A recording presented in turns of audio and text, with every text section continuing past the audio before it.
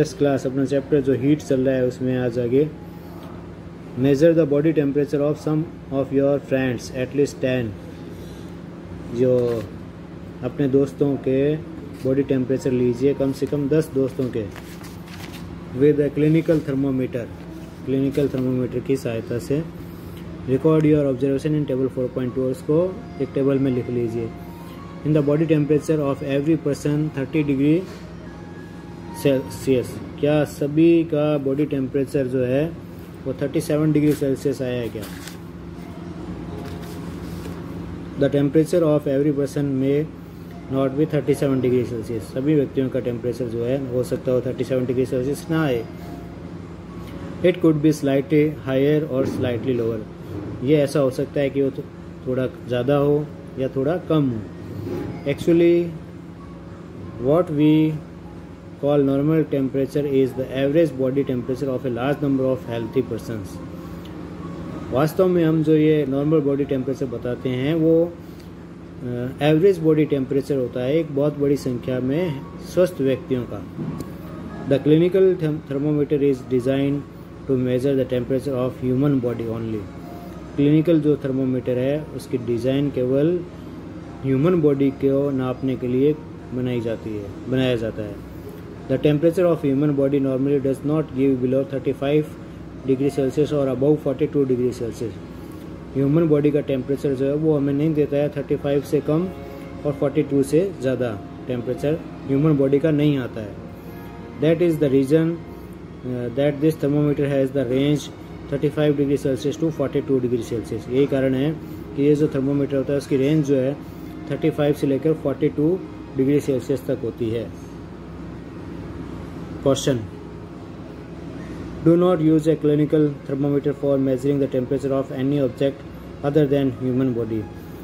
वो जो clinical thermometer होता है उसका यूज जो है दूसरे ऑब्जेक्ट का टेम्परेचर लेने के लिए नहीं किया जाना चाहिए, वह केवल ह्यूमन बॉडी का ही किया जाना चाहिए। Also avoid keeping the thermometer in the sun और नियर ए फ्लेम, और थर्मोमीटर को सन और फ्लेम के पास में नहीं रखना चाहिए, दूर रखना चाहिए। इट में ब्रेक, यह टूट सकता है। लेबोरेटरी थर्मोमीटर, लैब में यूज आने वाला। How do we measure the temperature of other objects, तो दूसरे ऑब्जेक्ट्स का हम टेम्परेचर कैसे नापें। For this purpose there are other thermometers, इस पर्पज के लिए दूसरे जो थर्मोमीटर्स होते हैं। One such thermometer is known as the laboratory thermometer, ऐसा ही जो थर्मोमीटर है वो लेबोरेटरी थर्मोमीटर कहलाता है। The teacher will show you this thermometer, teacher आपको यह थर्मोमीटर दिखा देगा। Look at the carefully and note the highest and lowest temperature, उसको ध्यान से देखिए और उसमें लोएस्ट और हाईएस्ट टेम्परेचर को नोट कीजिए। इट कैन मेजर, जिससे कि उसको नापा जा सकता है। The range of a laboratory thermometer is generally from -10 degree Celsius to 110 degree Celsius. Laboratory जो थर्मोमीटर होता है उसकी रेंज जो है वो -10 से लेकर 110 डिग्री सेल्सियस तक होती है। और as you did in the case of the clinical thermometer, find out how much a small division on this thermometer reads.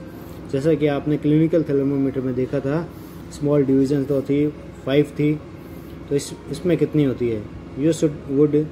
You would need this information to read the thermometer correctly, आपको यह information ज़रूर चाहिए, आवश्यक होती है, ताकि आप इस थर्मोमीटर से करेक्टली इंफॉर्मेशन नोट कर सके। Let us now learn how this thermometer is used. अब हम सीखते हैं इस थर्मोमीटर का यूज कैसे होता है। Take some tap water in a beaker और ए मग, कुछ पानी लीजिए एक बीकर में या मग में। Dip the thermometer in water so that the bulb immersed in water but does not touch the bottom और the sides the container. Thermometer इसमें डालिए और बल्ब जो है इस पानी में डूब जाए, लेकिन यह बॉटम को टच नहीं करना चाहिए और ना ही इसकी साइड्स को, कंटेनर की साइड्स को और बॉटम को टच नहीं करना चाहिए। Hold the thermometer vertically, thermometer का सीधा कड़ा रखिए। Observe the movement of mercury in thermometer, और मर्करी की मूवमेंट को थर्मोमीटर में देखिए।